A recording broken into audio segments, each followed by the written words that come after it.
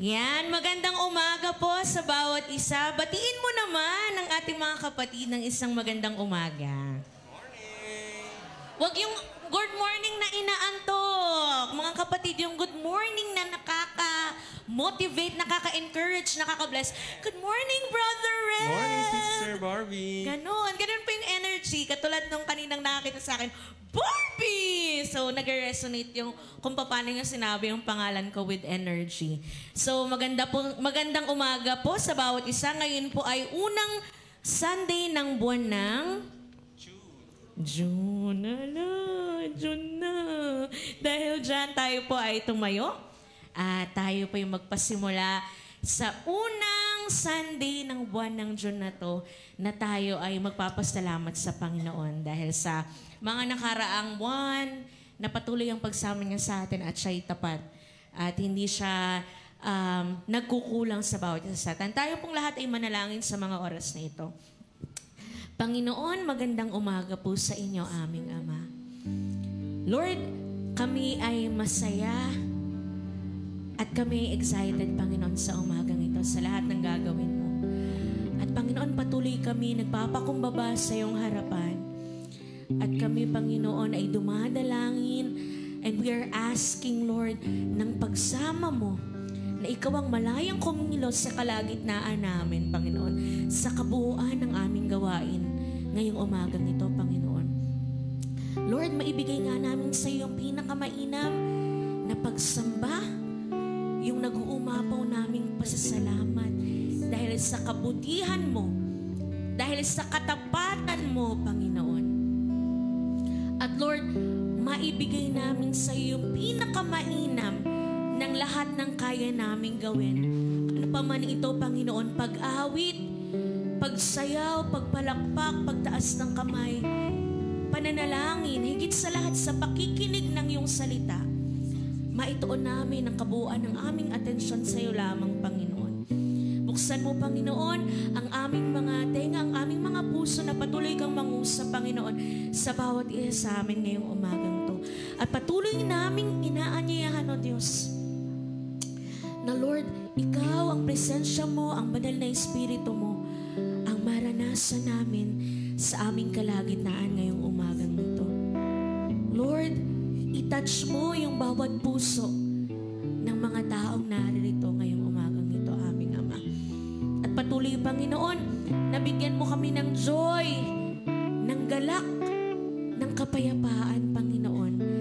Dahil sa presensya mo, Panginoon, ito yung aming, Panginoon, matutunghayan, aming Ama.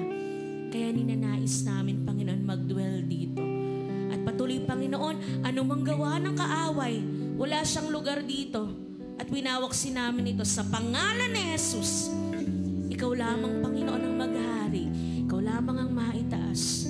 Balutin mo ang lugar na ito ng iyong libo-libong anghel at ang iyong banal na dugo, Panginoon. Lord, maraming salamat. At alam namin, Panginoon, na punong-puno yung puso namin ng mga ipagpapasalamat namin, Panginoon, sa iyo. Na ibabalik namin sa iyo ang pagpupuri, Panginoon, ang aming pagsamba ng buong buo na nararapat lamang sa iyong pangalan ngayong umagang ito, aming Ama. Lord, pinagkakatiwala namin sa iyong lahat, inaangkin namin ang katagumpayan, ang kabuuan ng lahat ng aming gagawin sa araw na to, aming Diyos. Pinupuri ka namin at ikaw ay mahal namin, aming Ama. Ito po ang aming dalangin sa pangalan ni Jesus. Amen. Yung mas malakas na palakpak pa po para sa ating Panginoong Diyos na buhay. Hallelujah. Sabi po sa Psalms 145 verse 1 and 2, I lift you high in praise, my God, my King, and I'll bless your name into eternity. I'll bless you every day and keep it up from now to eternity. Sabi dito, I lift you high in praise. Ano yung mga kaya natin gawin sa umagang ito na nagpapakita na ating itataas ang pangalan ng Panginoon sa lahat ng ating gagawin, sa ating pagpupuri? Ano yung kaya mong gawin? Ganito lang ba yung kaya mong gawin na pagpupuri at sinasabi mo sa sarili mo, ganito lang yung aking pagtaas ng papuri sa Panginoon, pagtaas ng kanyang pangalan. Hindi, ibibigay po natin ang pinakamainam na pagsamba na nararapat lamang sa ating Panginoon na buhay ngayong umagang ito. Kaya inaanyayahan ko po ang lahat, tayo ay umawi, tayo ay magpuri, tayo sumamba, tayo ay magpasalamat sa ating Diyos na buhay. Thank you, Lord! We lift you up in this place, oh God. We will seek your face, Almighty God. Turn and pray for you to heal our land. Father, let revival start us. Then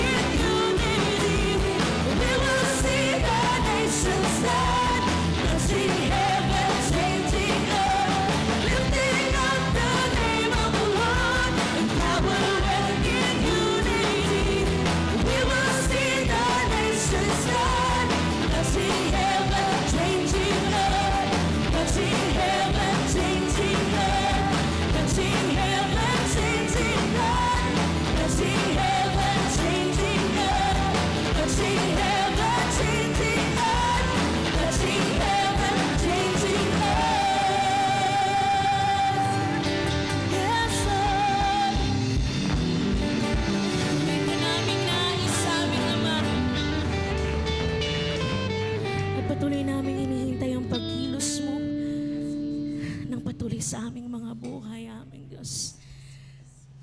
Lord, patuloy namin kailangan ka. Ang iyong biyaya, Panginoon, sa aming mga buhay, sa aming iglesia, Panginoon. Lord, ang dalangin namin, maibalik namin sa iyo yung una naming pag-ibig. At dahil dito, Panginoon, patuloy mo kaming magamit maitili sa iyong kalooban naming Ama.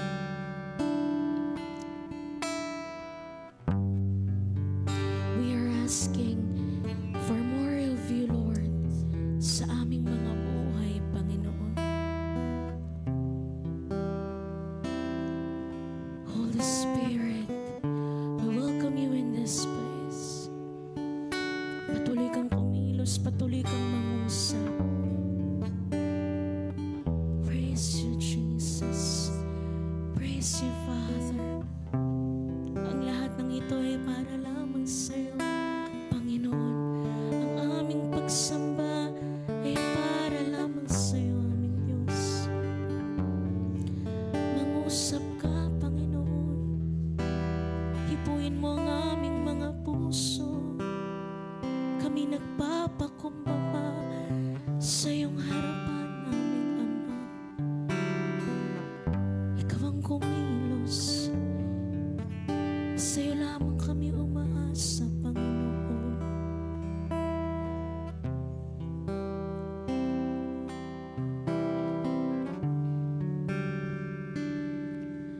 Lord, we need your grace and mercy.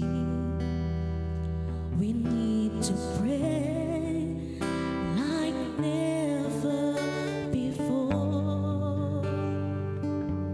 We need the power of your Holy Spirit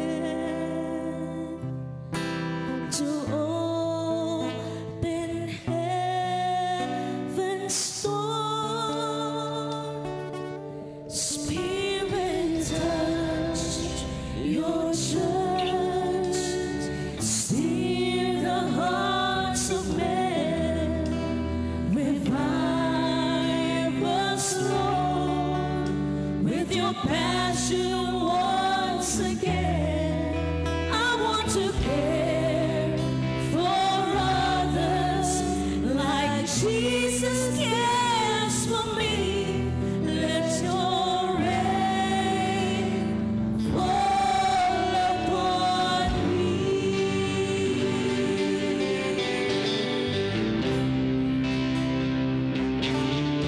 Lord, we need your grace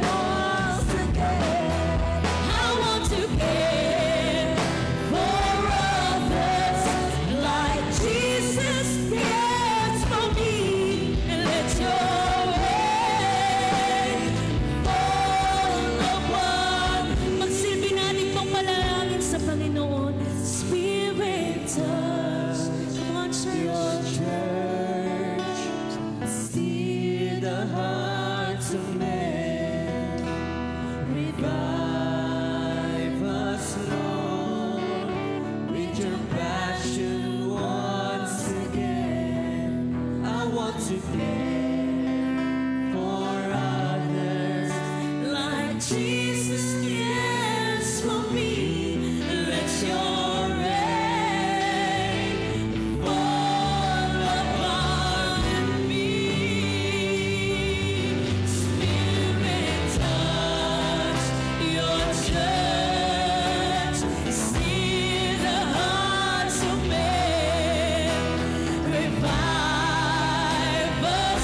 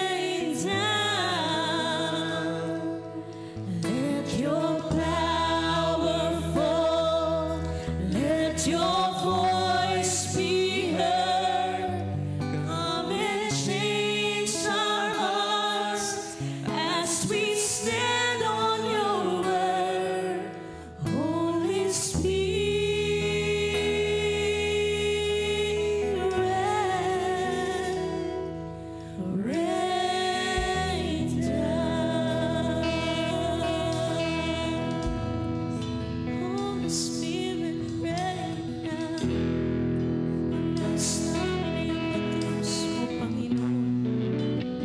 Change our hearts, O God. Search our hearts, Lord. Purihin ka, Panginoon. Ikaw ay dakilang Diyos. Sumbahin ka, aming Ama. Ikaw ang kumilos, ikaw ang maghari, ikaw ang magbago, Panginoon. Aming Ama, kailangan ka namin. Ang iyong pagsama, ang iyong biyaya. We need your mercy, Lord. Touch our church, touch our hearts, O God. Purihin mo, Panginoon. Set revival, Lord. Ibalik namin ang unang pag-ibig sa'yo. Anak kami, patuloy magamit ang aming mga buhay na umabot ng ibang tao, O Diyos. Lord, turuan mo kaming magpakumbabang patuloy sa'yo. At nang wala kaming maipagmalaki, at buong buo ko mo kaming mag-amit, Panginoon, para sa iyong kaluguran, para sa iyong kadakilaan, para ikaw lamang ang maihayag, Panginoon. Aming Ama, maraming salamat sa kalayaan, sa pribilehiyo na patuloy mong binibigay sa bawat isa sa amin. At O Diyos, patuloy kang mangusap, siyasatin mo ang mga puso namin, Panginoon, ngayong umagang ito. Walang mabibingi, Lord, sa salitang iyong iahayag, ito ay maririnig namin. At Lord, may i-apply namin sa aming mga buhay, Panginoon. Lord, maraming salamat. Ibinabalik namin sa iyo ang pinakamataas na pagpupuri, pagsamba, pagdakila, pagluwalhati at pasasalamat. Ito po ang aming dalangin na may pagpupuri sa pangalan ni Jesus. Amen.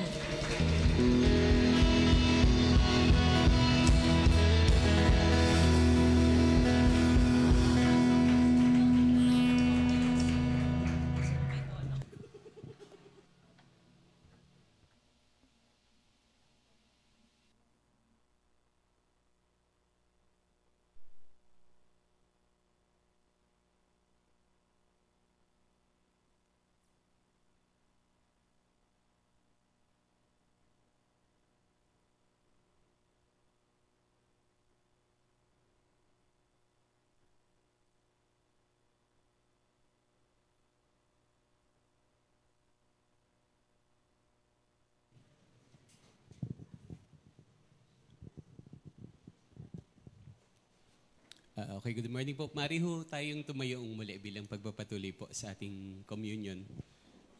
Mari na hong ipamahagi po yung mga elemento po for our communion service. Thank you po.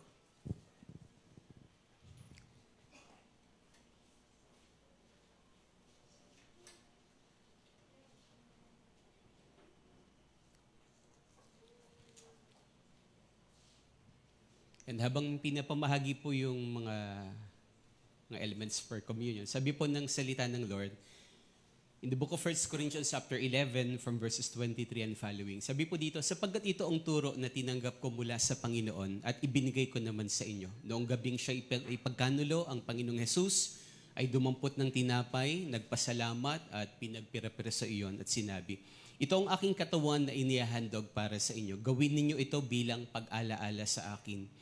At matapos maghapunan, dumampot din siya ng kopa at sinabi, ang kopang ito, ang bagong tipan na pinatitibay ng aking dugo, tuwing iinumin ninyo ito, gawin ninyo bilang pag-alaala sa akin. Sapagkat tuwing kakain kayo ng tinapay na ito at iinom sa kopang ito, pinapahayag ninyo ang kamatayan ng Panginoon hanggang sa kanyang muling pagparito. Kaya ang sino mang kumakain ng tinapay at umiinom sa kopa ng Panginoon sa paraang di nararapat ay nagkakasala sa katawan at dugo ng Panginoon. Kaya dapat siyasatin ng tao ang kanyang sarili bago siya kumain ng tinapay at uminom sa kopa.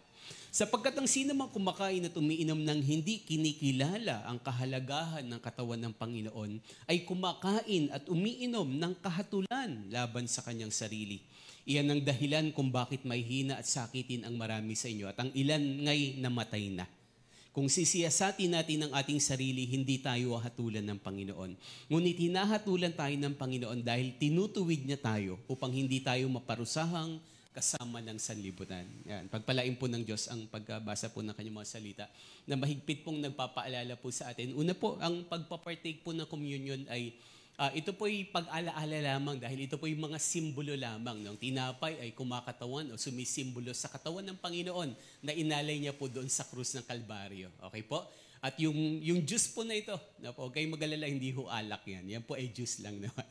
So ito po'y kumakatawan o sumisimbolo sa banal na dugo ng Lord. Dahil lang sabi ng Bible, kung walang pagtulo ng dugo ay walang kapatawaran ng kasalanan. Yun po yung pamantayan ng Diyos. So kailangan talagang yung dugo ng Panginoon ay alay niya para po malinis ang lahat ng ating po mga karumihan. Na po, kung noong Old Testament times, pumapatay sila ng tupa, ng hayop, para po sila'y malinis ang kanilang kasalanan. Tayo hindi na. Kasi inalay na ni Jesus yung isang sakripisyo lang talaga para po sa lahat ng tao. At yun po ay sumisimbolo po nitong mga to. At ang sabi rin po ng Bible, very, very specific po yung salita ng Lord. Huwag kang magpapartake na to. Kasi merong pagpapartake ng communion ng tama at may mali. Okay ba? At ang sabi, ang mali, yung bang magpapartake ka lang nito nang hindi ka nagpapasiyasat sa Panginoon.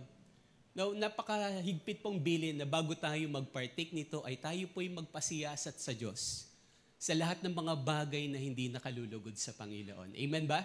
No, lalo na yung sa mga bagay na ang Diyos ang nakakakita, ang Diyos ang nakakaalam ng ating mga motibo, ng ating pong puso, ng laman ng ating kaisipan. Naintindihan mo ba? Lalo na yung mga bagay na hindi kayang tingnan ng tao. Naintindihan po. Maaari ba tayong lahat ay yumuko ngayon at tayo po'y sumandali pong personal na manalangin. Kausapin po natin ng Lord. Tayo po'y, kung meron tayong makailangang ihingi ng tawad, ating pong sambitin po yan sa Diyos. Sabi ng Bible, we need to confess our sins before God. Tayo po ay manalangin.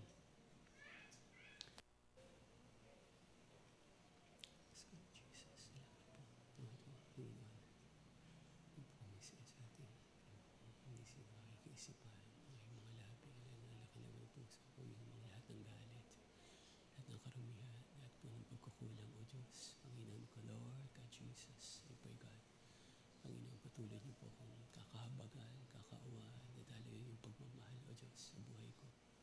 Panginoon ko, Father, I ask for forgiveness, Lord. Ask for more of your grace and more of your mercy, Lord, God Jesus. Panginoon, salamat po. Amen. Tayo po ay manalangin. Taas po natin yung mga tinapay at yung ating po mga juice. Lord, salamat po sa mga elemento na ito na sumisimbolo lang, Panginoon, ng yung katawan. Dahil sa sobrang pagmamahal niyo sa amin, Lord, na inalay niyo po yung buhay niyo doon po sa krus ng Kalbaryo, Lord. Lord, dapat po kami po yung nakapako doon kasi kami po yung nagkahasala, Panginoon. Pero Lord, salamat, Panginoon, kayo inalay niyo yung buhay niyo at para hindi na kami maghirap, hindi kami magdusa, Panginoon. Salamat po sa iyong pagmamahal. At salamat rin po sa juice na to na sumisimbolo lang naman ng iyong banal na dugo, Lord, upang magkaroon kami ng kapatawaran ng lahat ng kasalanan, ng lahat ng karumihan at lahat ng mga pagkukulang namin. Kaya patuloy po kami na humingi ng tawad sa inyo sa lahat ng mga bagay na hindi nakalulugod sa inyo na amin pong inisip, na amin pong tiningnan, mga lumabas sa labi namin, mga pagsisinungaling, mga panakit na mga pananalita, Lord, even lalo na ang laman ng puso namin, O Diyos, na kayo lang yung nakakakitan to, yung mga motibo namin, Panginoon, na hindi nakalulugod sa inyo. Even yung mga desires, mga selfish desires ng heart namin, Lord, patuloy niyo po kaming linisin, patuloy niyo kaming patawarin. Even yung mga nagawa ng aming mga kamay na hindi po tama at hindi nakalulugod sa inyo. Father, we ask for forgiveness, Lord. Patuloy niyo kaming pakabanalin. Patuloy niyo kaming daluyan, O Diyos, ng iyong kapangyarihan at ng iyong presensya, O Diyos. Salamat po, Panginoon. Hayaan yung mga buhay namin ay maging kalugod-lugod sa inyong harapan, Panginoon. At Lord, patuloy rin po namin po na kasabay ng aming pong pagpapartake na to, Lord, kinikilala namin at pinangahawakan ng iyong pangako dahil alam po namin babalik kayo. At alam po naming malapit na kayong bumalik, Panginoon. At Lord, naniniwala kami, kukunin niyo po kaming lahat na totoong sumampalataya at nagkaroon ng relasyon sa iyo, Lord. Lord, patuloy mo kaming tulungan pong magbantay, tulungan pong manabik, O Diyos, sa dakilang araw na yon, Panginoon. Tulungan niyo kaming maging handa sa anumang oras ng muli niyo pong pagbabalik, Panginoon. Salamat po at patuloy po namin kayong pinapapurihan at pinasasalamatan. Ito ang aming pong panalangin sa pangalan ng aming Panginoong Jesus. Amen. Atin pong kainin po yung tinapay, then inumin po yung juice.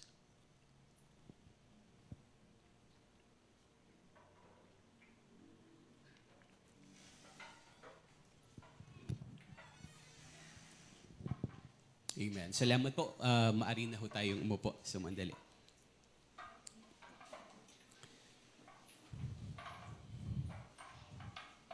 Amen. Yan. Okay. Praise God.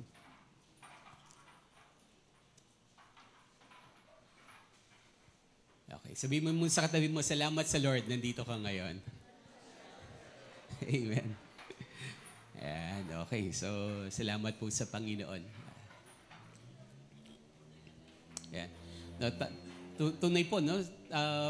Ang bilis nga ng panahon talaga. Ngayon ay nasa almost kalahati na tayo ng taon na naman. No po? At this is the first Sunday of June. No po? At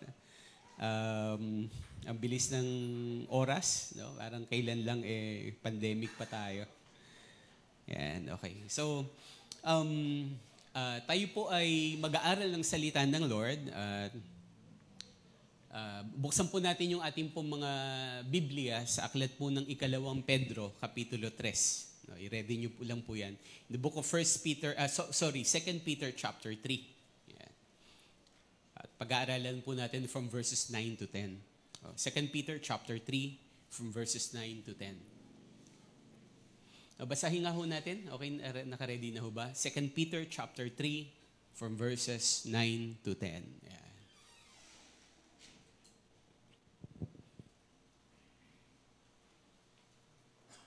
Okay po. Ready na ho ba? Yung mga wala hong dalang Bible, wala sa cellphone, nandito sa screen, pwede rin hong basahin po natin ng malakas at sabay-sabay. Okay po? So, ready na? Basahin po natin ng malakas. Yung mga nandiyo sa likod, ready na ho ba? Okay. Okay, yung nasa likuran po. Ayan. Okay? Okay, basahin po natin ng malakas para kay Lord. 1, 2, 3, go! Ang Panginoon ay hindi nagpapabaya sa kanyang pangako, gaya ng inaakala ng ilan.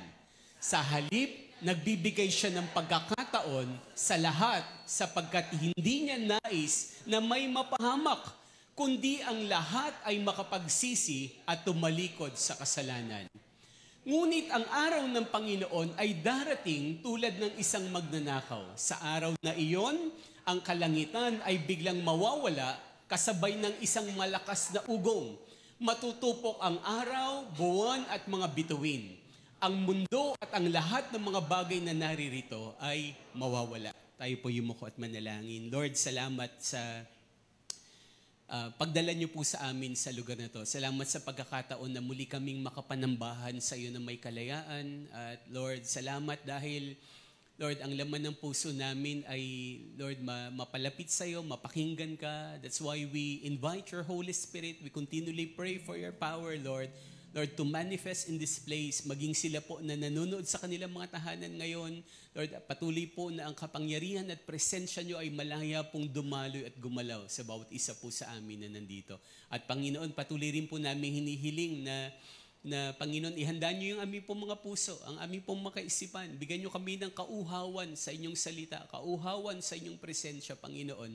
At Lord, ang lahat ng gawa ng kaaway, lahat ng kasinungalingan, lahat ng panggugulo, lahat po ng mga discouragement ng kaaway, even negative thoughts, even negative emotions, Lord, na posibleng nararanasan namin ngayon.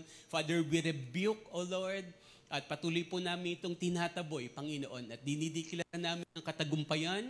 Patuloy po namin pong dinideklara ang iyong presensya at kapangyarihan na malaya pong gagalaw at kikilos sa amin. Lord, abutin niyo ang bawat isa sa amin dito. Wala pong lalabas ng simbahan pong ito nang hindi niyo pinagpala, nang hindi niyo po kinaugnay, Panginoon, nang hindi niyo po kinausap, Panginoon. Salamat po At patuloy po na kinikilala namin kayo sa lugar na to. Itong aming pong panalangin sa pangalan ng aming Panginoong Jesus. Amen, amen. Sige, malakas pong palakpak po muli para po sa Panginoon. Amen, amen. Ang title po na pag-uusapan po natin ngayon ay pinamagatan ko pong hindi mapahamak. Sabihin nga natin, hindi mapahamak. Mas malakas, sigaw po natin para kay Lord, hindi mapahamak. Ayan, okay. Very clear po, mga kapatid, very clear po sa Biblia na dami pong talata sa Biblia na ang gusto po ng Diyos ay mapabuti ho tayo. Amen ho ba? Sabi mo sa katabi mo, gusto ni Lord?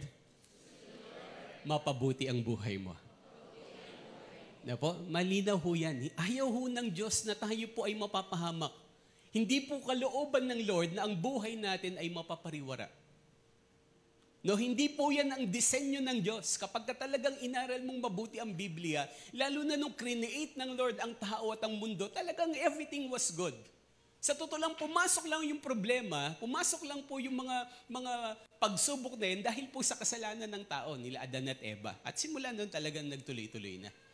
Pero still, mga kapatid, bagamat may mga pagsubok, may problema, ang kagandahan po sa pangako ng Lord, kapag lumapit tayo sa Kanya, kahit yung mga problema natin, ay gagamitin ng Diyos para sa ikabubuti natin. Kasi ayaw niyang mapahamak tayo. Gusto ni Lord, mapabuti tayo. Amen ba?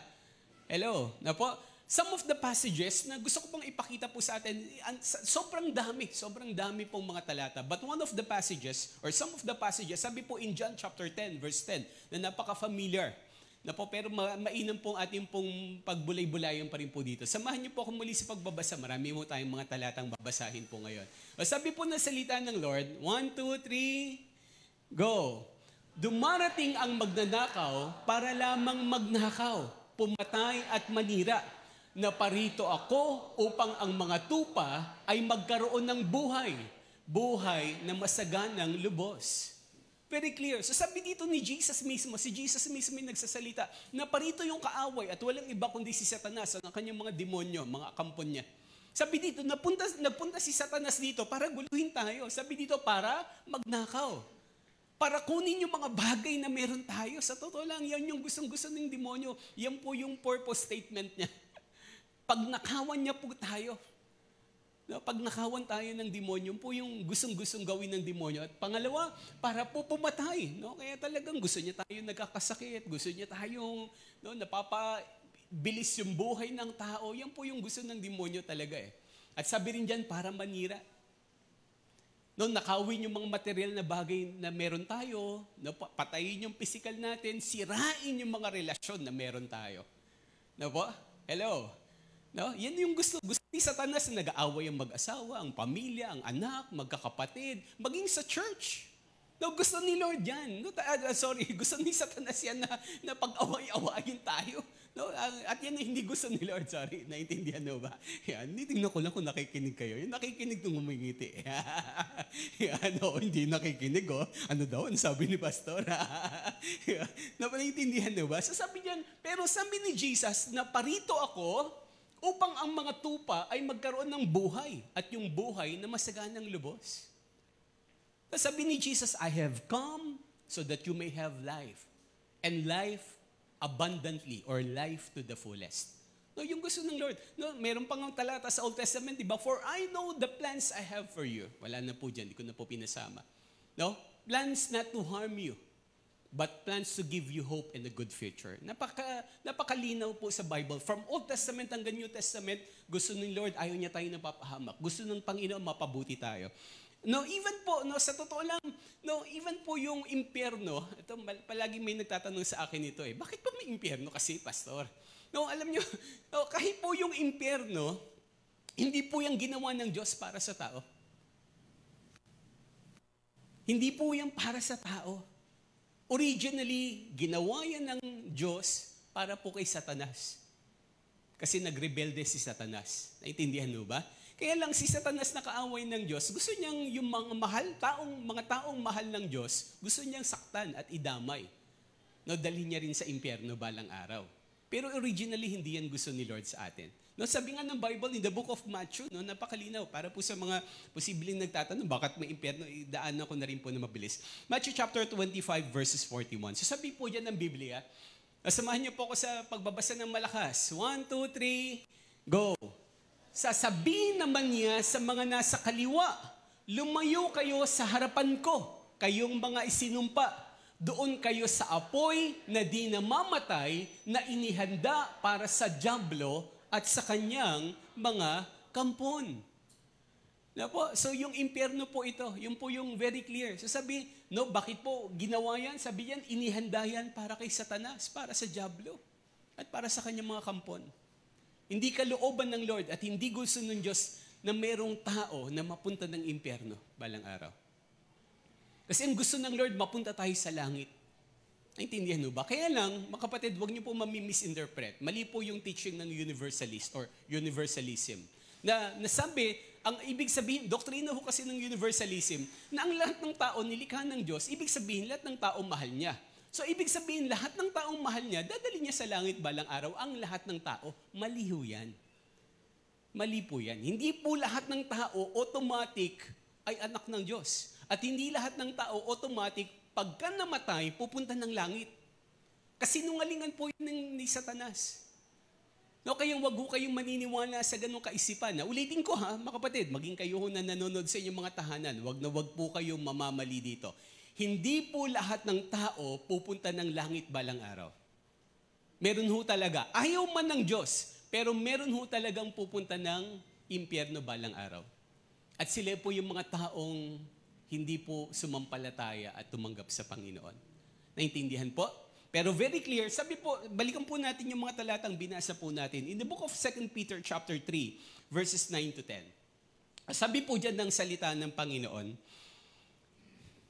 no, balikan po natin verse 9. No, basahin nga po natin uli ng malakas. No, po, yung verse 9 po muna. 1, 2, 3, go! Ang Panginoon ay hindi nagpapabaya sa kanyang pangako, gaya ng inaakala ng ilan. Sa halip, nagbibigay siya ng pagkakataon sa lahat sapagkat hindi niya nais na may mapahamak, kundi ang lahat ay makapagsisi at tumalikod sa kasalanan. Sabi po sa Ingles, napakaganda ng portion, that none should perish. That none should perish. Noong una pong paalala po ng salita ng Panginoon dito, sabi po dyan, hindi niya nais na mapahamak ang lahat po ng tao. Na po? Ayaw ng Lord na may mga taong napapahamak. Na po? Yun yung very clear po dyan. At alam nyo, nung sinearch ko po yung mga talata na ayaw ng Diyos na mapahamak, ang dami hong mga talata. Sobrang daming talata na nagpapatunay. Pakinggan niyo po itong mabuti. Listen carefully po. Maging kayo nandiyan sa likod. Na ang puso ho talaga ng Diyos ay para po mapabuti tayo. No? Ulitin, tapikin mo yung katabi mo. Sabihin mo muli sa kanya. Remind mo siya. Gusto ni Lord? Mapabuti ka. Ayaw ng Diyos na mapahama ka. Now, very clear po yan. Isa pong, ang dami hong talata na nagre-remind. No, kung talagang lalapit lang tayo sa Kanya, lahat ng bagay ay pwedeng gamitin ng Diyos. Mabuti o masama, gagamitin niya yan para sa ikabubuti natin. Hindi para mapahamak tayo. Lahat. Kahit karamdaman pa yan, even to the worst ng kamatayan pa yan, gagamitin niya ng Diyos para sa ikabubuti ng Kanyang mga anak. Lahat ng problema, gagamitin niya yan. Yun yung pangako niya. At alam niyo, ang dami, no? Parang minsan kasi parang na-overlook natin dahil sobrang familiar ng mga passages. Pero muli nating balikan yung John chapter 3 verse 16. Na po, sabi ng John chapter 3 verse 16, sabi po diyan, sapagkat gayon na lamang ang pag-ibig ng Diyos sa sangkatauhan, kaya't ibinigay niya ang kanyang kaisa-isang anak upang ang sinumang sumampalataya ay sa kanya ay hindi mapahamak. Ulit, hindi mapahamak. No, ayaw ng Lord na mapapahamak tayo. Naintindihan mo ba? Napakalinaw po yan, kundi magkaroon ng buhay na walang hanggan. So, very clear po yan. Ayaw ng Lord na hindi kalooban ng Diyos na posibleng pinahihintulot ng Diyos yung mga problema po sa atin, pero ayaw ng Lord na nasisira yung buhay natin. Ayaw ng Lord na napapahamak po tayo. Na po? Another common passage pa in the book of Matthew chapter 18 verse 14. Na po, sabi ng Mateo 18 talatang 14. Basahin po natin ng malakas at sabay-sabay. 1, 2, 3, go! Gayun din naman, hindi ayon sa kalooban ng inyong Ama na nasa langit na mapahamak ang isa sa maliliit na ito. Na po, ang tinutukoy po kasi dito, ang parable nito, yung lost sheep. Yung nawawalang tupa. No? Nang sabi sa Ingles, kahit yung isang tupa na naligaw, sabi niya ayaw niyang napapahamak kahit may isang tupa lang. Hinahanap niya kapag may nawawalang tupa. Kasi alam ng Diyos, alam ng good shepherd na kapag may isang tupang nawala sa pangangalaga niya, may laking possibility na mapapahamak yung tupa na yon. Kaya very clear, binibigyan niya ng paalala, ayaw niyang napapahamak ang kahit na isang tupa na nasa kanyang kawan. Naintindihan mo ba? No, another passage pa po. No? Sabi po in John chapter 10 verse 28, na po, samahan niyo po akong muling basahin po ito. Na mabilis lang po itong pag-aaral po natin na to. Now, sabi po dito, basahin po natin ng malakas pa. John chapter 10 verse 28. 1, 2, 3, go. Binibigyan ko sila ng buhay na walang hanggan. Kailan may hindi sila mapapahamak at hindi sila maaagaw sa akin ninuman. Na po, so si Jesus po muli ang nagsabi nito. No, yung sabi niya, na binigyan ko sila ng buhay at sabi sa Ingles, no one can snatch them from my hand. Na po, walang makakaagaw daw sa atin sa kamay ng Diyos. Walang makakapaghiwalay daw po sa atin sa pag-ibig ng Panginoon. Kahit may mga pagkakataon pa, mga kapatid, na tayo yung posibleng kusang lumalayo sa Diyos. Tayo yung posibleng kusapong umaalis sa presensya ng Lord, pero mararamdaman natin yung paghatak ng Diyos sa atin pabalik. No, kasi ayaw ng Lord na mapahamak po tayo. Naintindihan po? Hello? Na po, sabi ko nga, no, one of my testimonies, kahit naman ako nung sumama ako ng camp, sa totoo lang, tama yung sabi ni Joy, 3 weeks ka lang, babalik ka lang sa dati. Alam nyo, ganun ho yung nangyari sa akin. After ko ng camp 1989, no, ilang linggo lang ako, wala pa akong isang buwan na umaattend ng church, no, nag-backslide ho ako. No, naging backslider ako at inabot, hindi ko sinasabing parisan nyo ako. Kaya lang, isa po ako sa halimbawa at patotoon na hindi rin naman ako talagang completely tuloy-tuloy talaga. No, nagkaroon rin ako ng panahong panlalamig at paglalayo sa Diyos. No, after kong tumanggap kay Lord, alam ko tinanggap ko siya eh. Kasi naramdaman ko yung kauhawan. Kaya lang, nung nagsimulang napalayo na ako sa church, kasi taga Binyan, Laguna ako dati, nag-aaral ako sa Binyan, ang sinamahan ko simbahan sa Maynila. So nung nagpasakuan na after ng camp, balik ako sa Binyan, Laguna dahil doon ako nag-aaral, nung napalayo uli ako sa church. Kaya nag-backslide ako, nalamig ako sa Panginoon. At nakakalungkot at nakakatakot, hindi ko pinagmamalaki, naging worse pa ako kaysa nung dati po akong sumama ng camp, before ako sumama ng camp. Pero ang kagandahan po sa Diyos, talagang ayaw ng Lord na mapapahamak tayo. Kaya gumagawa siya ng paraan para muli tayong abutin at ibalik. Naintindihan mo ba? Kaya sa mga nagbabalik loob dyan, welcome. No, naintindihan po. No, talagang gusto ng Lord na ibalik tayo. No, naiintindihan ko yung nararamdaman mo. Di ba? Minsan nakakahiya, nakakatakot na bumalik kay Lord. Pero yan yung dapat na mainam nating gawin. Kasi all the more na lumalayo tayo sa Kanya, lalo tayong mapapahamak. Na po, at ang sabi dito, walang makapaghihiwalay sa atin, walang makapagnanakaw sa atin sa Kanyang kamay. Naintindihan mo ba? Yun po yung unang paalala po ng salita ng Diyos. Hindi niya nais na may mapahamak. Lahat ng tao. Very clear po doon sa verse 9 ng 2 Peter. Then the second point, going back sa 2 Peter chapter 3, verse 9, the second point na pinapaalala ng mga talata pong yan, pangalawa po ay, ang Diyos ay nagbibigay ng pagkakataon o nagbibigay siya ng pagkakataon. So sabi po in verse 9 ulit.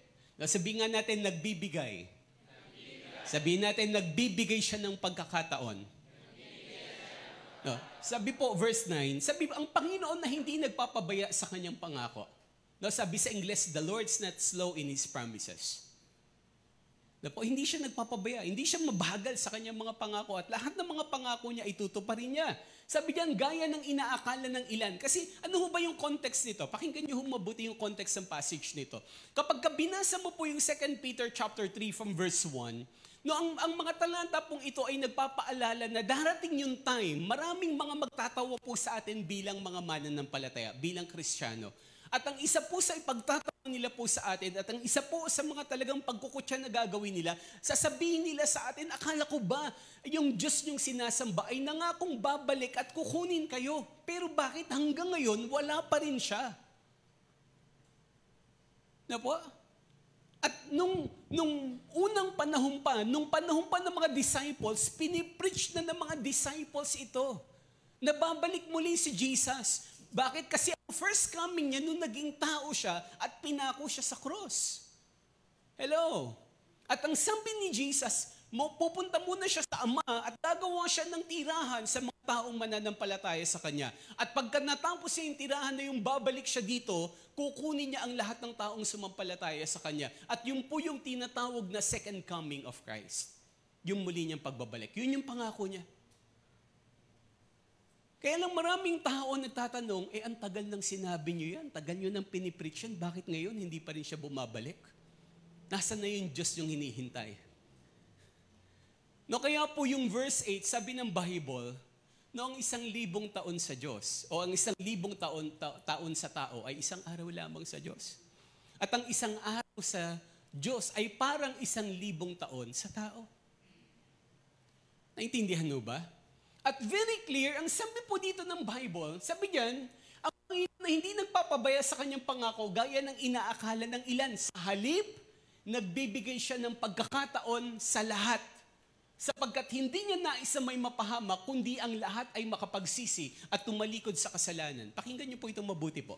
Alam niyo, kaya po hindi po pa bumabalik si Lord, yung kanyang second coming. Sa totoo lang, nagbibigay siya pa ng sobrang daming pagkakataon po sa bawat isa po sa atin. Isa po yan sa malinaw na sinasabi ng Bible. Sabi mo sa katabi mo, kapatid, hindi pa bumabalik si Lord kasi binibigyan ka pa niya ng pagkakataon. Amen ba? No, kasi what if kung dumating na agad si Lord ngayon, marami sa atin dito, hindi ka pa nga nakakapaglingkod sa Kanya ng seryoso. Tama ba? Marami sa atin dito, baka posibleng hindi mo pa nga nababasa yung Bible from Genesis to Revelation. Baka nagbibigay pa si Lord talaga ng pagkakataon. Marami sa atin dito, baka hindi ka pa nagpapatotoo sa mga mahal mo sa buhay. Baka marami sa atin dito, hindi ko linalahatan, hindi ko kayo hinusgan. Baka dito, wala ka pang napapakilala, hindi mo pa napapatotoo yung buhay mo sa iba. Punong-puno ka pa rin ng takot at pangamba. Kaya mga kapatid, very clear. Ang sabi ng Bible, kaya hindi pa siya bumabalik, binibigyan niya pa tayo ng pagkakataon. Na po? Hello? No, even po sa mga hindi pa mananampalataya. Kaya po, no, alam niyo, pakinggan niyo po itong mabuti. Makinig po, please. Kailangan nating maintindihan po mabuti po ito. Alam niyo po, wala pong pupunta ng langit dahil po siya'y naging mabait. Una po sa lahat pala muna, sorry. Una po sa lahat, hindi lahat ng tao pupunta ng langit balang araw. Napakalinaw, sa totoo lang, kapag binilang mo ang turo ni Jesus patungkol sa impyerno at kinumpara mo patungkol sa langit, mas maraming turo ang Panginoong Jesus patungkol sa impyerno. Bakit? Bilang warning, bilang babala na ito ay totoo. Na kapag ang isang tao hindi siya lubos na sumampalataya at tumanggap sa Panginoon o hindi siya nagkaroon ng personal na ugnayan sa Diyos, kahit na gaano pa siya kabait, kahit na gaano pa siya kabuti o matulungin sa kapwa, hindi siya pupunta ng langit balang araw. Kasi hindi sapat ang kabutihan ng tao para dalhin siya sa langit balang araw. Naintindihan ho ba? Malinaw ho ba? Hello, nandyan pa ho ba kayo? Andyan pa ho ba? Kasi makapatid, ang tanging kapamaraan ng Diyos, makinig pong mabuti. Kailangan lang ang tao ay magkaroon ng relasyon sa Kanya, hindi po relihiyon. Kaya nga kapag sinabing relasyon, no, No, halimbawa, mag-asawa kayo. Sino na ho dito yung may asawa na? Pakitas mo yan. Okay, yan. Salamat po sa mga tapat. Yan, di ba? Kapag sinabing may relasyon ka na o asawa ka na, anong ginagawa mo sa asawa mo? Di ba nagbibigay ka ng panahon sa kanya? Dapat palagi mo siyang kasama, sa totoo lang. Tama ho ba? Kasi kapag hindi mo siya kasama, tapos sasabihin mo may relasyon kayo, ay mag-boyfriend, girlfriend pa lang nga eh. Boyfriend, girlfriend pa lang, gusto na palaging kausap, palagi nang kasama. Tama ba? Ang relasyon nila, magjowa pa lang. Di ba? How much more lalo na kapag ka mag-asawa na? Di ba? Madali mong, pakinggan niyo po ito mabuti, madali mong tingnan kung sino yung may karelasyon. Oo ba? Hindi mo na minsan kahit na anong deny. Parang napaka-imposible. Palagi nga kayo nag-uusap. Bibili lang nga kayo ng chichirya sa kanto. Magkasama pa kayo. Tapos ide-deny mong wala kayong relasyon. Di ba? Naintindihan mo ba? Parang nagkaubo. Parang may COVID ata yung katabi nyo. Naintindihan po? Hello? Now, very clear, ang linaw ng taong may karelasyon. Bakit? Kasi palagi niya siyang kasama o kausap. Naintindihan po? At alam nyo, ganun rin naman yung mga taong may relasyon rin sa Diyos. Hello?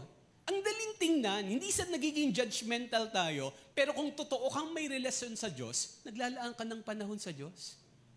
Napakalinaw yan.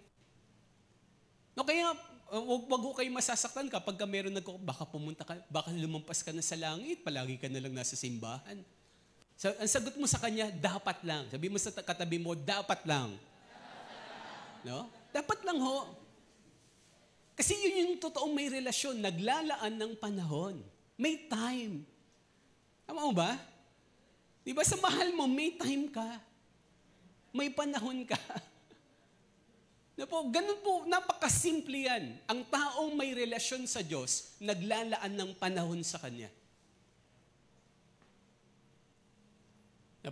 Pero kung ikaw yung tao, no, mga pasensya kayong mga nasa inyong mga tahanan, malamang reminder ng Lord sa inyo. Pero kung yung taong kiniklaim mong may relasyon ka sa Diyos, pero hindi ka maka-attend ng church, hindi ka makapagbasa ng Biblia, hindi ka makapag-pray, hindi ka makapag-worship, magtanong ka na, baka wala kang totoong relasyon sa Kanya.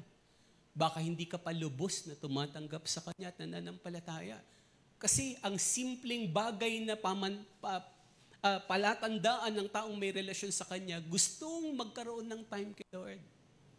Ganun ho yan kasimple. No? Gusto mo ba may boyfriend, girlfriend ka? O may relasyon tayo, pero wala akong time sa'yo. Walang ganon. Sabihin mo sa katabi mo, walang ganon, kapatid. Intindiyo? Nasusundan po ba? Hello? Hello? No? Maraming tao gustong pumunta ng langit. No, pero walang time kay Lord.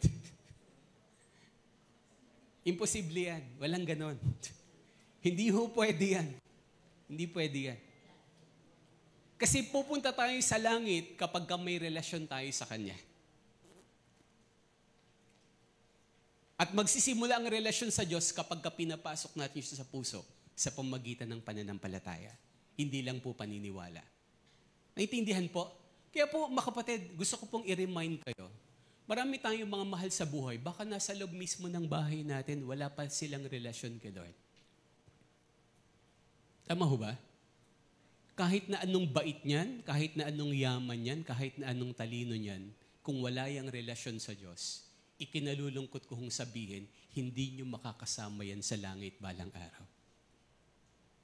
Baka pwede mong iniisip mo ngayon, okay lang, sama ng ugali nun eh.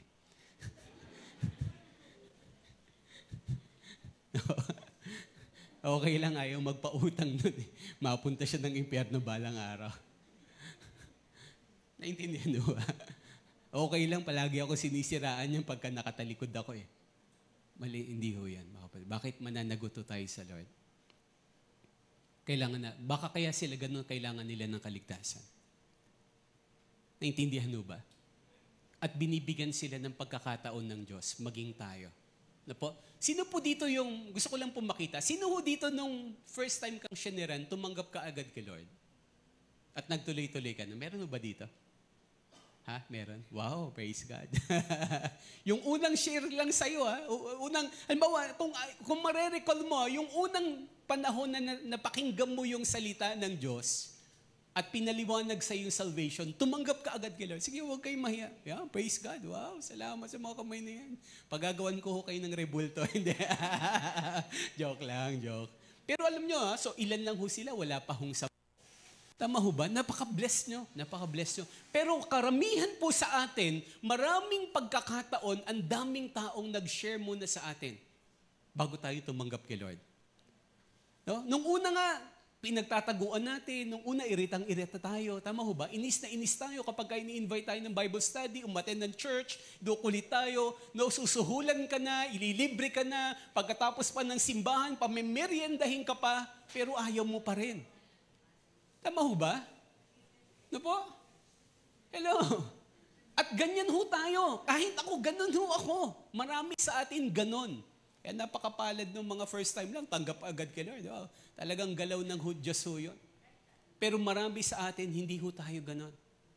Maraming pagkakataon, no, na pinalampas po tayo. Pero ang kagandahan sa Diyos, nagbibigay siya ng sobrang daming pagkakataon para po sa atin, para magsisi at tumalikod sa kasalanan. Tama ho ba? Nasabi mo sa katabi mo, kapatid, maraming taong nagtiyaga sa'yo. Kaya, matuto ka rin magtiyaga sa iba. Amen ho ba? Na pwede bang palakpakan muna po natin po yung Lord? Amen. Ang mga talata pong ito ay nagpapaalala sa atin na marami pong tao na nais ng Lord na makasama pa natin sa langit balang araw. Yung mga taong wala pang relasyon sa Kanya. Ilan po sa atin dito posibleng ang anak mo, ang asawa mo, ang kapatid mo, kahit na best friend mo pa, wala pang pagkakilala sa Lord. Tama ho ba? Ang paalala ng Diyos, binibigyan ka pa niya ng pagkakataon na abutin sila, ipanalangin sila.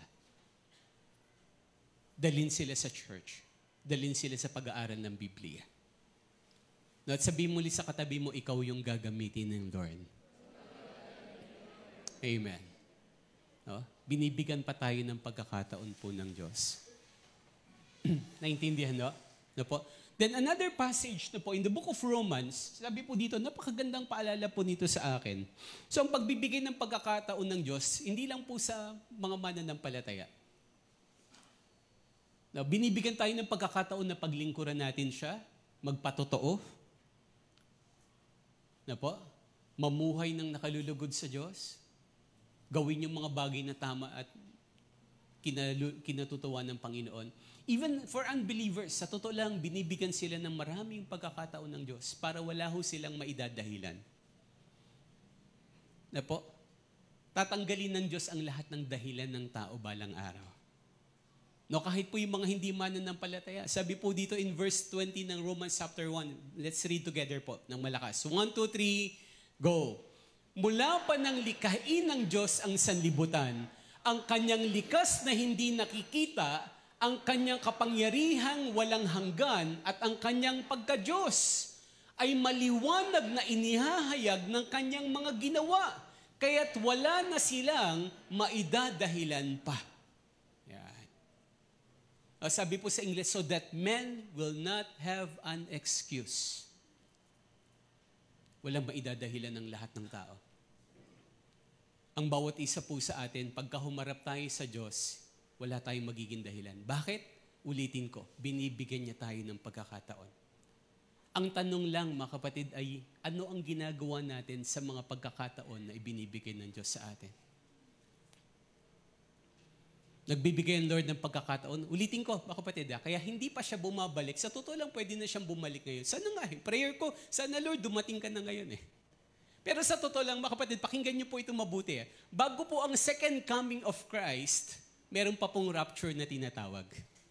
At wag mo kayo, ako naniniwala pa rin ako at gusto ko pa rin ng pre-tribulation rapture. Yung bago mag-tribulation, mag-rapture. No, yung sabi ng Bible na sa isang kisap mata, ang lahat ng may mananampalataya biglang mawawala dito. Bakit kukunin niya? Dadalhin niya sa langit balang araw. Naintindihan mo ba? Kung pwede lang, mamaya sana kung pwede lang ngayon na, rapture na lahat tayo nasa church, di ba? At least hindi tayo maiiwan. Diba? Na kung pwede lang, pwede lang. Ako, prayer ko yan, para tapos na lahat, di ba? Tapos na lahat. No? Kaya lang, mga kapatid, muli, napakalinaw, kaya hindi pa siya bumabalik, kaya hindi pa niya tayo kinukuha, binibigyan niya pa tayo ng pagkakataon. Para yung mga taong dapat na abutin natin, maabot natin. At saan ka man dinadala ng Diyos, kailangan mong magpatotoo. Mga kapatid, makinig po mabuti. Hindi mo kailangan maging pastor. Dahil hindi lahat inawag para maging pastor. Now, hindi mo kinakailangan rin maging full-time dahil hindi naman talaga lahat kailangan maging full-time. Ang question lang, kahit nasaan ka, ano ang ginagawa mo para kaluluwa? Kasi ang pag-abot mo ng kaluluwa ay para sa lahat ng tao yan, hindi lang yan para sa pastor. Sa totoo lang nga ang trabaho ng pastor, makinig po mabuti ang trabaho ng pastor, i-train ang lahat ng mananampalataya. Very clear yan, Ephesians chapter 2, verse 10. Ephesians chapter 2, and yung mga naunang talata po doon. Ang trabaho ng pastor, to equip the saints. Turuan ng mga tumawag Lord. Kung paano maglilingkuran. Kaya kung papansinin nyo dito sa church, puro tayo training. Naintindihan nyo ba? Ano ba yan? Dami naman training. Pagod na ako training. Diba? Kasi yun yung trabaho namin mga pastor, i-train kayo. Uwan ho ba? Sa totoo lang yun yung trabaho talaga ng sinasabi ng Biblia ng mga lingkod ng Lord. Ang gagawa ng paglilingkod ay yung mga mananampalataya. Tuturuan ng pastor ang mga mananampalataya kung paano maglilingkod. Hindi kinakailangan yung pastor, siya yung lahat nagagawa ng trabaho sa church. No, yung pag-evangelize, amo na kay pastor yan, amo na sa mga full-time yan, yung pagba-Bible study, amo na sa mga leader namin yan. Hindi ho yun, mali ho yun. No, kaya ho tayo may church para turuan tayong lahat. Dahil ang lahat ng yan, ang gawain na yan, ay para sa lahat ng mananampalataya. Kaya nga tama yung kasabihan that all members are ministers. Lahat ng membro ay dapat naglilingkod para po sa Panginoon. Naintindihan mo ba? Hello? Dapo? Muli tayo binibigyan ng Lord ng pagkakataon. Then lastly, sabi po dito, ulitin ko, wala tayong maidadahilan. Lastly, so going back sa verse, 2 Peter chapter 3, verse 10. So una po, hindi gusto ni Lord na may mapahamak. Very clear yan sa mga passages. Pangalawa, nagbibigay siya ng maraming pagkakataon po para po sa atin. Pangatlo po, wag ho nating kakalimutan, darating po ang araw ng Panginoon. Darating yung araw ng Panginoon. Sabihin nga natin, darating. Sabihin natin, ang araw ng Panginoon. No, sabi po sa English, the day of the Lord will come. Yan, okay. Na po, naintindihan mo ba? Ano ba yung sinasabing araw ng Panginoon? Sa totoo lang, ito po'y isang salin ng tinatawag pong paghuhukom ng Diyos. Huwag ho natin pong kakalimutan. Makinig mabuti. Makinig po. Please, matatapos na ho tayo. Mabilis na lang po ito. Huwag ho natin kakalimutan. Darating po ang panahon na lahat tayo haharap tayo sa Diyos. Wala pong exempted. Sabi mo sa katabi mo, hindi ka exempted. Sige, sabi mo rin sa katabi mo, sabi mo, hindi ka exempted. Oh? Sabi mo, harap tayo kay Lord, pare-pareho. Naintindihan mo ba? At ang pagharap natin kay Lord, personal yan. Hindi yan pamilya. No, hindi yan according to church. O, hindi yun sasabihin ni Lord, lahat ng mga taga-chosen may kawayan, pila. Tapos sabay-sabay tayong harap. Walang ganon. O, lahat ng taga-CJCC, Valenzuela, pila na. Harap na kay Lord. Wala akong ganon. O, sasabihin, ang Mendiola family, go. Harap na kay Lord. About face. Wala akong ganon. Naintindihan mo ba? Pakinggan ho natin mabuti kasi napakahalaga ho nito. Ang bawat isa sa atin, aharap tayo personal sa Diyos. Wala pong exempted. At lahat tayo ay magsusulit kay Lord. Intindihan po? Oh, sabi nga po, ang daming talata sa Bible. Next verse po, batid. So sabi po dyan, kapag dumating, verse 10 muna, verse 10, sorry po, Map. Sabi po, 2 Peter chapter 3, verse 10. So sabi po dyan, ngunit ang araw ng Panginoon ay darating tulad ng isang magnanakaw. Sa araw na yon, ang kalangitan ay biglang mawawala, kasabay ng isang malakas na ugong. Matutupok ang araw, buwan at mga bituin, ang mundo at ang lahat ng mga bagay na narito ay mawawala. So, pagka bumalik si Lord muli dito sa mundo, may judgment time. Sa totoo lang tayo po mga mananampalataya, sa Bible, ang daming judgment. Pero very specific, ang mga mananampalataya, may dalawang paghuhukom na harapin tayo sa Diyos. Una, yung Bema Judgment. Na lahat tayo, harap tayo sa Lord sa lahat ng mga ginawa nating paglilingkuran at pamumuhay dito sa mundo. Ia-awardan tayo ng Lord. Na po, pero may tinatawag pang Great White Throne Judgment. Nang tinatawag dito, as in lahat ng tao, mula kay Adan at Eva, hanggang sa ipanganganak pa bukas at sa mga panganganak pa sa susunod na taon, lahat yan ay haharap individual kay Lord. At magsusulit tayo sa Diyos. Naintindihan po? At ang sabi dito, tong araw na to ay darating na parang isang magnanakaw, mabilis lang to. At darating to sa hindi natin inaasahang panahon. Kaya po kailangan natin palagi pong maging handa. Kaya kailangan po natin pong hindi dapat tayo nag-aaksaya ng panahon. Naintindihan po?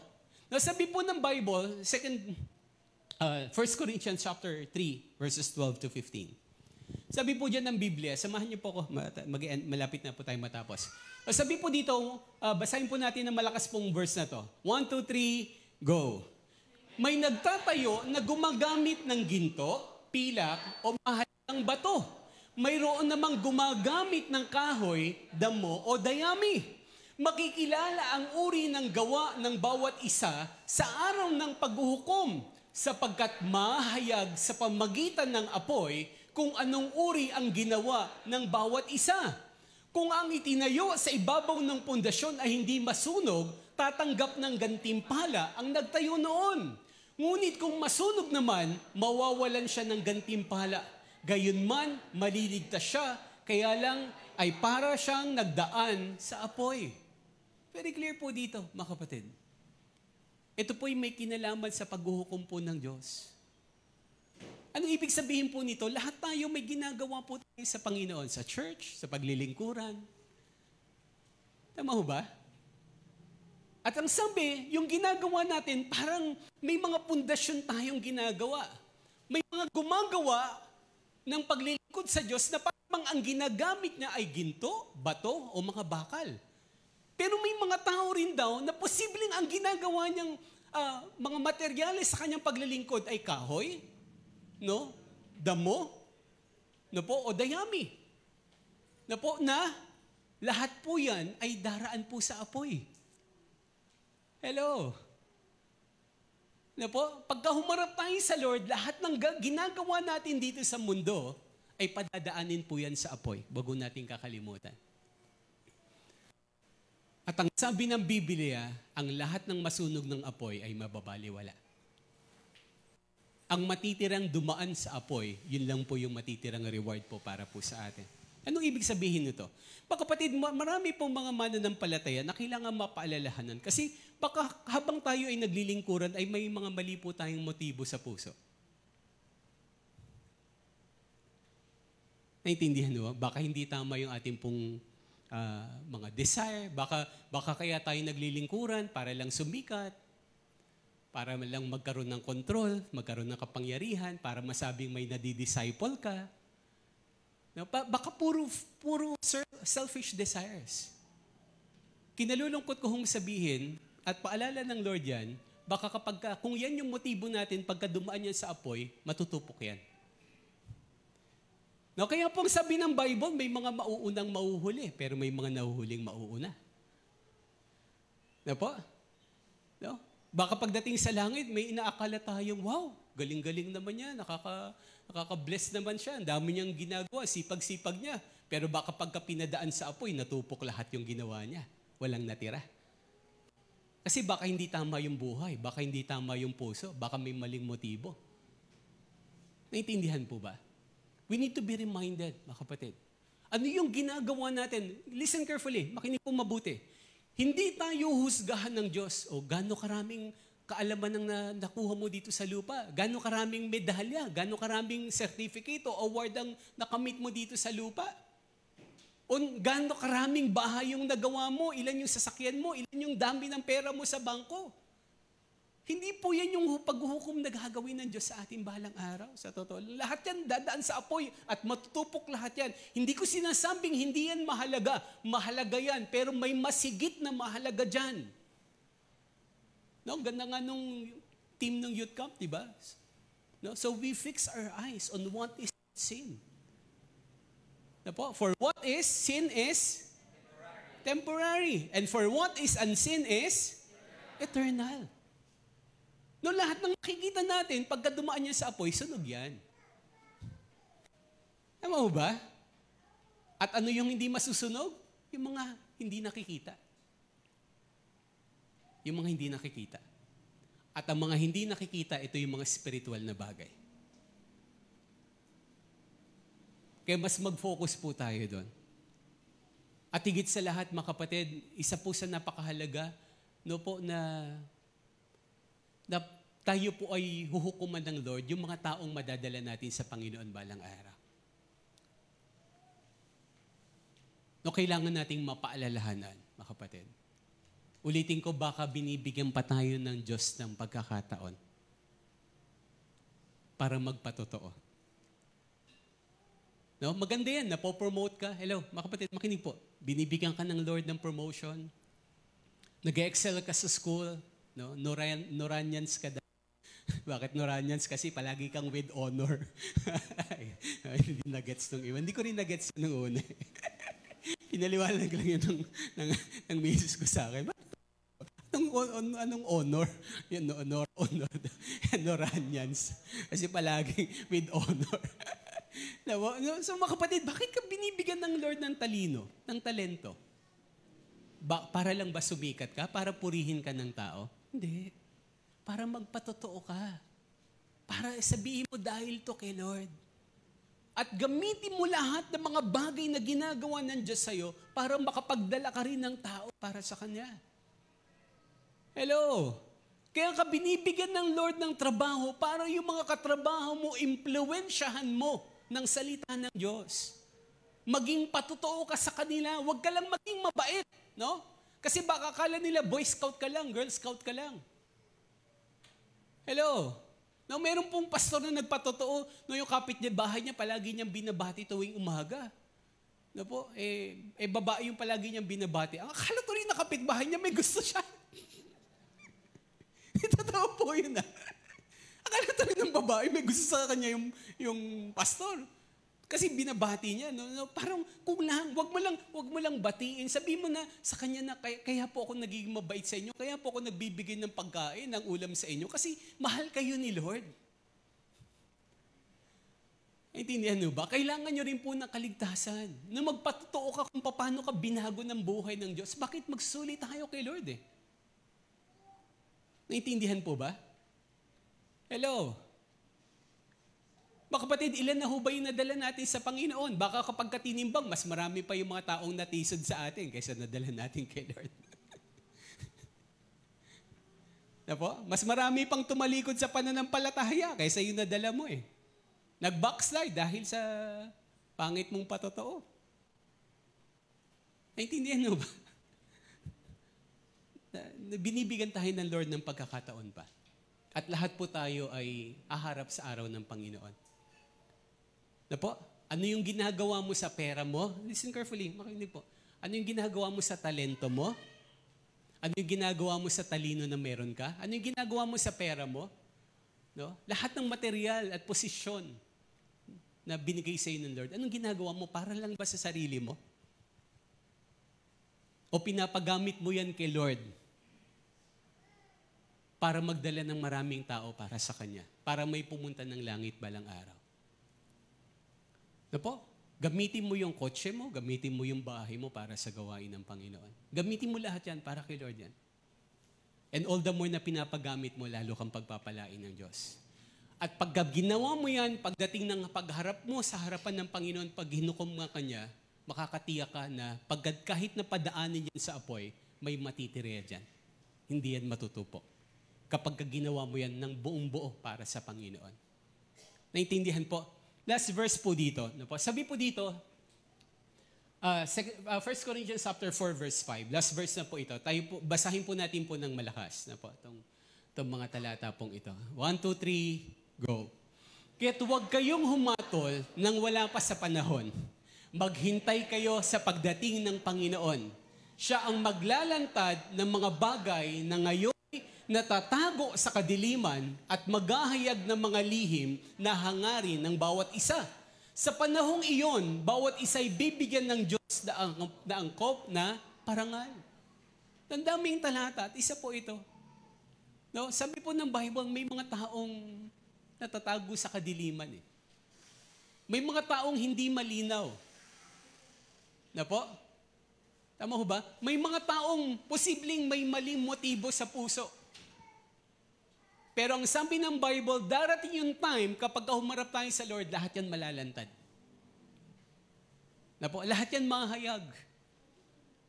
No, yung mga taong naninira sa'yo, yung mga taong pinagsisinungalingan ka, na po, yung mga taong gusto kong idam, lahat yan. Ilalantad yan ng Diyos balang araw.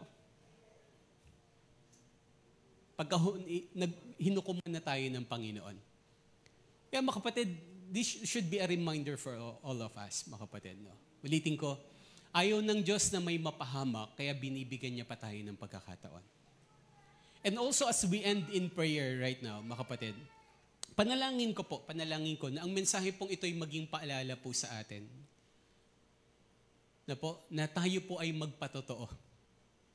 At gamitin ng Diyos yung buhay natin para may mga tao pang makakilala sa Kanya ng lubos. Amen ba? Para kapag humarap tayo sa Panginoong balang araw, hindi tayo nag-iisang haharap. May mga nadala tayo sa Kanya. Gusto ko rin pong i-remind po, next tawag nito, few Sundays ay ano po yung okasyon. Meron pong Father's Day. Para po sa mga tatay. Pwede pong pakitaas po yung kamay ng mga tatay. Pwede po please. No? Yeah. Okay. Hindi lang mukhang tatay. Hindi amoy tatay. Yung totoong tatay. Wag ho muna kayong uuwi. May meeting po kayo ni Brother Joey ng ilang saglit lang. Para po, kasi meron po tayong, may hamon po tayo na sana maging mga nandito po. Lalo na yung mga anak, mga kapatid, mga anak na nandito. Lalo na kung yung tatay mo ay kasama sa bahay, na po, tapos hindi mo pa siya nadadala sa church, no, sana po ay maging paalala po ito sa atin na binibigyan ka ng Lord ng pagkakataon para kahit yung tatay mo, makasama mo sa langit balang araw. Amen ba? Kahit na sabihin pa natin anong sama ng tatay mo, baka nga kailangan niyang makakilala sa Panginoon para magbago siya ng buhay. Baguhin siya ng Lord. Naintindihan po? Pwede ho bang simula po sa araw na ito, nakikiusap po kami nila Brother Joey, na pwede ho bang mag-isip po tayo ng mga pangalan ng tatay, no? Kahit yung mga kapwa tatay dito, yung mga anak, pwede ho bang yung mga tatay na posibleng kasama natin sa bahay, kasama sa trabaho, kapitbahay po natin, magsimula ho natin silang ipanalangin sa Panginoon. Amen ho ba? At ang Diyos ay magbukas ng pagkakataon para ma-invite natin sila sa church. Hello? Naintindihan ho ba? Maaari ho bang, lalo na ulitin ko, yung mga kabataan na nandito, kung hindi pa nakakakilala kay Lord yung tatay, pray mo silang mabuti. At ipanalangin natin simula hanggang sa Father's Day, ma-invite natin sila sa church. Amen ba?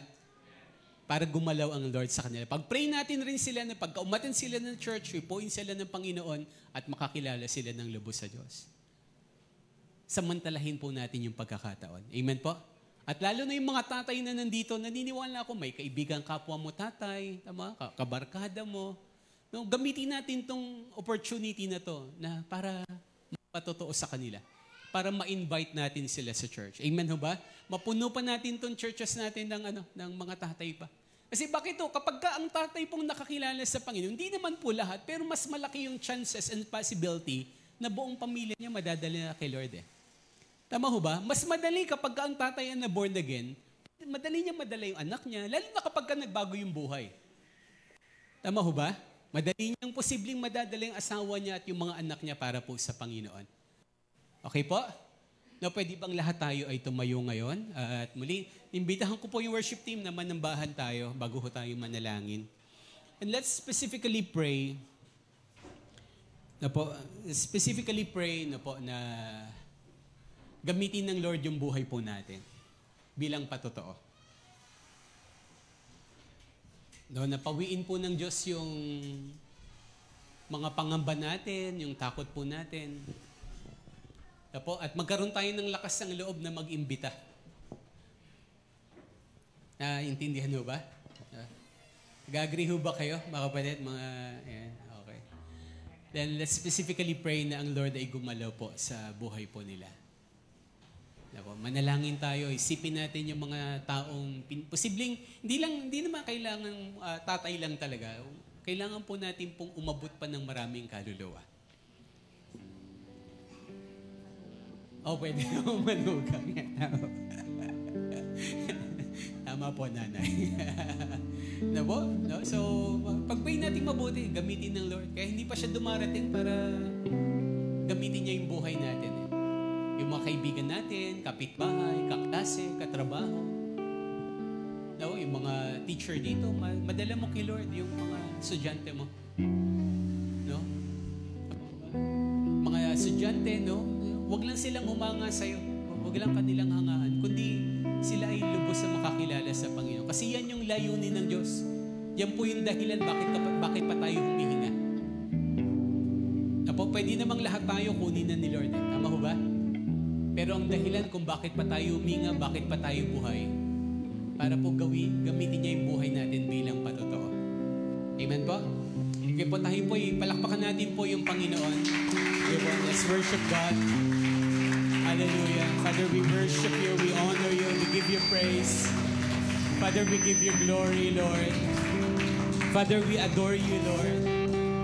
Panginoon, salamat po, Diyos. Salamat po, Panginoon, sa iyo ang aming pagsamba. Sa iyo ang aming pong pagtitiwala, sa iyo ang aming pagmamahal, O Diyos.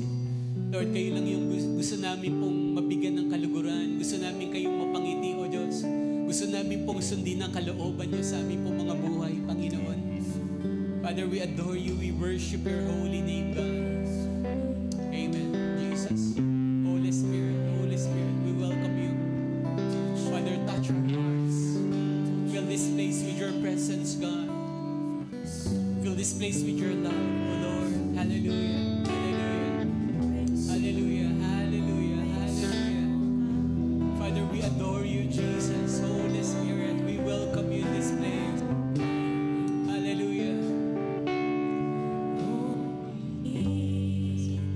Your grace and mercy, we need to pray like never before. We need the power of your Holy Spirit to open heaven's door. Spirit, touch your church, steer the hearts of men, revive us, Lord, with your passion once again. I want to care for others like Jesus cares for me. Let your rain fall upon me.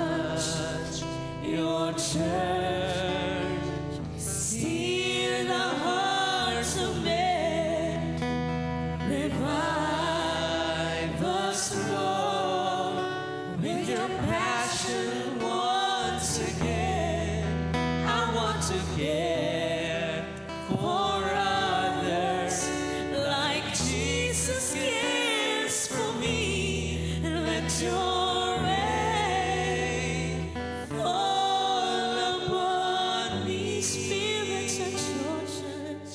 Spirit, touch your church. Steer the hearts of men.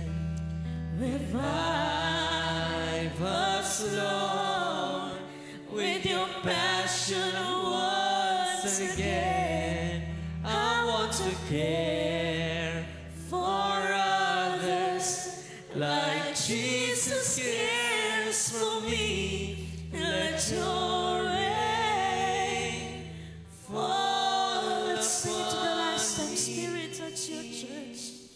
Spirit, touch your church.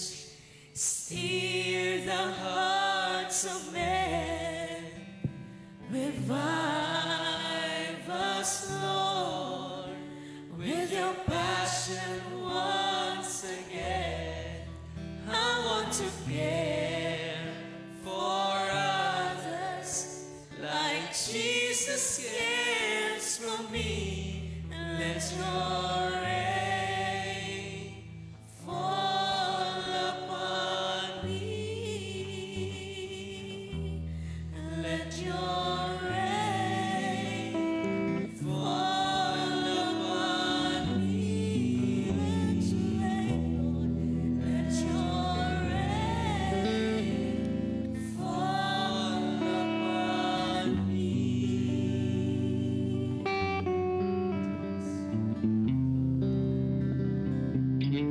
Let's go. Amen. Taas po natin yung mga kamay natin sa Panginoon sa ating pong pagpapanalangin. Lord, salamat po na dinala nyo kami dito sa lugar na ito, Panginoon. At salamat po sa inyong mensahe. Alam po namin na nandito kayo ngayon. Kaya patuloy po namin hinihiling na abutin nyo po kami ngayon. And most especially, God, Father, I pray na ang bawat salita mo na aming pong napakinggan at napag-aralan ay totoo pong tumimo sa bawat puso at isipan po namin, Panginoon. Lord, panalangin ko na selyohan niyo po ito upang hindi po ito nakawin ng kaaway, hindi po ito mawala po sa aming pong puso, kundi ito po'y maisapamuhay namin at masunod namin ang iyong kalooban, Panginoon. At Panginoon, hayaan niyo pong abutin niyo ang bawat kamay na ito. Lord, palakasin niyo ang bawat kamay na ito. Lord, i-bless niyo po, Lord, ang bawat gawa ng mga kamay na ito, Panginoon. At higit sa lahat, Panginoon, patuloy niyo kami nga abutin. At Lord, we pray, God, Jesus, na Panginoon, bigyan mo po kami, Ama, ng desire na gamitin niyo yung buhay namin bilang patotoo. Aming Ama, hinihiling ko po na magbigay kayo at magbukas ng maraming pagkakataon sa bawat isa sa amin dito, saan nyo mga kami dinadala, sa loob man ng bahay namin, sa paaralan man ito, sa trabaho man po ito, even sa mga kapitbahay namin, sa community namin. Father, we pray, gamitin nyo po ang bawat kamay na ito bilang patotoo, O Diyos. Lord, i-remind nyo po kami, Panginoon, sa mga taong wala pa pong totoong relasyon sa'yo. Sa mga taong gagamitin nyo ang buhay namin bilang patotoo. Father, most especially sa mga mahal namin sa buhay, mga kaibigan namin, mga kamag-anak po namin, O Diyos. Father, I pray, maging mga kabataang nandito, gamitin nyo po sila bilang patotoo, O Diyos. Tanggalin nyo po yung mga pag-aalinlangan, tanggalin nyo po yung mga takot. Bigyan nyo po ng talino, ng karunungan at lakas ng loob. Most especially, Father, we pray for the power of your Holy Spirit, Lord. Lord, revive our hearts, Lord. Father, renew our passion, Lord. Lalo na sa pag-abot mo ng mga kaluluwa, O Diyos. And even, Lord, most especially, Father, we pray, lalo na po sa darating na Father's Day, Father, we pray, gamitin niyo po yung buhay namin para umabot kami ng mga katatayan, Panginoon. Lord, naniniwala kami na maging mga tatay, ayaw niyo po silang mapahamak. Niyo po silang pumunta ng impyerno balang araw. Panginoon, kaya po bigyan niyo kami ng kahabagan, O Diyos. Lalo na po, Ama, sa mga kabataan na nandito ngayon, na still, ang mga tatay nila hindi pa po nakakakilala sa iyo. Father, we pray, God. We pray for your power. We pray for your Holy Spirit, Lord, na siya pong kumaugnay at humipo ng puso ng mga tatay, O Diyos. Palambutin niyo po yung puso nila. para dumating yung time makasama namin sila sa pananambahan sa iyo, Panginoon. And even Lord, I also pray sa lahat ng mga tatay na nandito, gamitin niyo rin po kami sa mga kaibigan namin, kakilala, kapitbahay, katrabaho namin, kapwa namin mga tatay. Father, we pray, tulungan niyo kami umabot ng mga kapwa namin tatay, O Diyos. At Lord, naniniwala kami, we declare by faith, Lord, pagdating ng Father's Day, magdadagdag kayo ng maraming tatay sa church namin. Lord, this will be the place, O God, na hipuin niyo sila, makakakilala sila sa iyo. Babaguhin niyo yung puso nila, babaguhin niyo yung buhay po nila. Magliligtas kayo ng maraming, Lord, ng pamilya, O Diyos, at gagamitin niyo maraming mga katatayan, Panginoon. Ami Ama, maraming salamat, O Diyos. Hayaan niyo po mga salita niyo ay manatili sa aming po mga puso at sa aming po mga kaisipan. Salamat po, maingat naming binabalik ang lahat ng pagpupuri, pasasalamat. Ito pong aming panalangin sa pangalan ng aming Panginoong Jesus. Amen, amen. Palakpakan po natin ang Panginoon.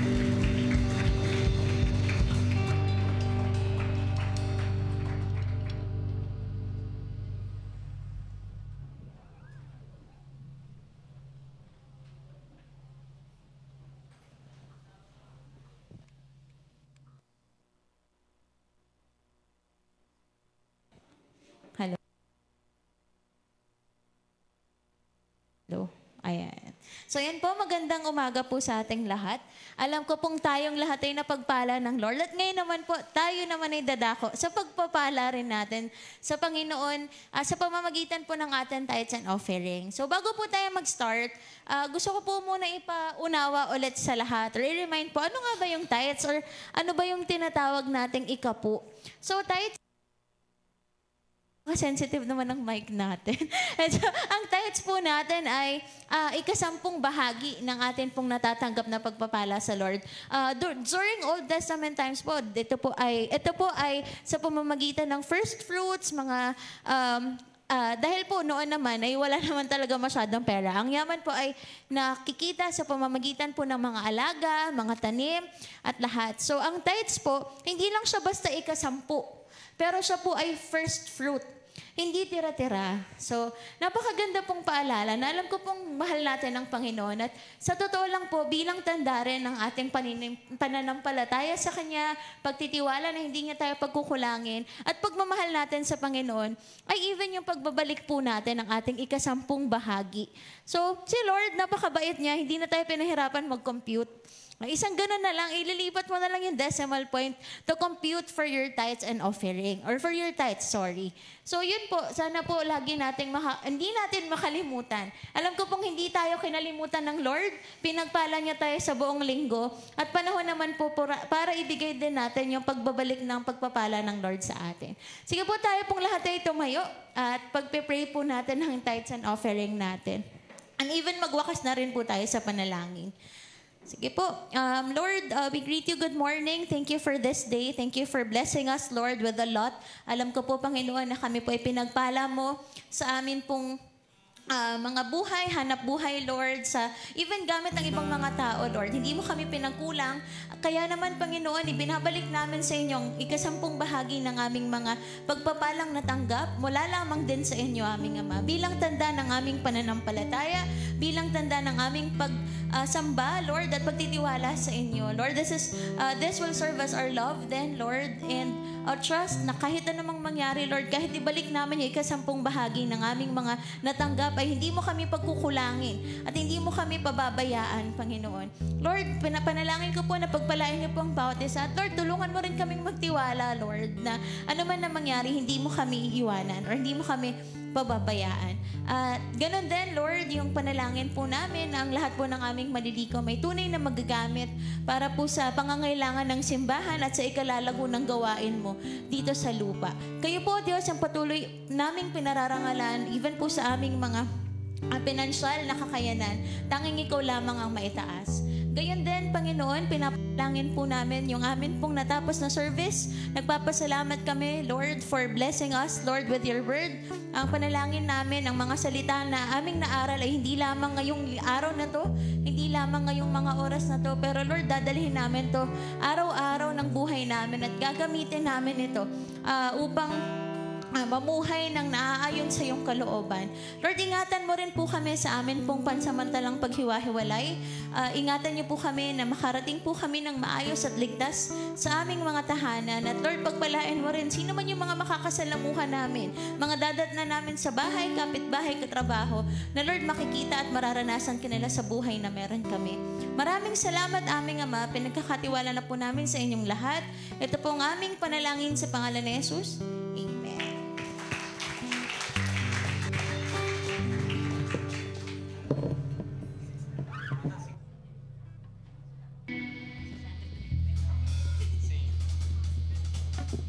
Yan po. Patuloy muli tayong umawit at magpuri sa Panginoon. Sabi nga dito, touching heaven, changing earth. Dahil sa pagkilos ng Panginoon, sa pagbabago niya sa atin ang buhay, maging tayo magagamit yung buhay natin para dito sa mundong kinabibilangan natin. At tayo po ay muling umawit at sumamba sa Panginoong Diyos.